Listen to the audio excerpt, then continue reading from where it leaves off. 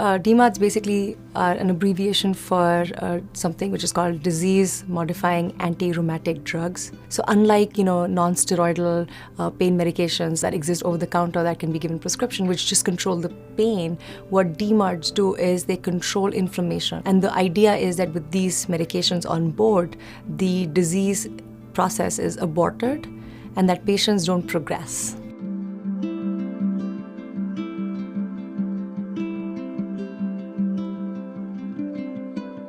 When we have a patient with rheumatoid arthritis, to decide on what treatment to start, it's a long process. DMARDs are of several types.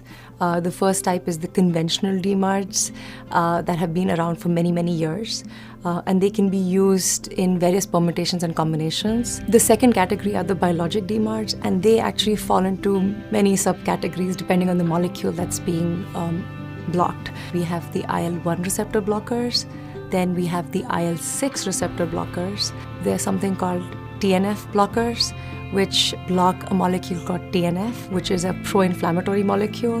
Then there's something called the T-cell co-stimulation blocker, which basically blocks the T cells from being activated. The last subcategory within the biologic category is the B-cell blocker, and what they basically do is block the B cells from producing pathogenic antibodies, something called the rheumatoid factor or the CCP antibody, which are thought to be pathogenic for rheumatoid arthritis. Then finally, we have another subset of DMARDs, and those are the newer ones, the Janus kinase inhibitors, and they can be used as well.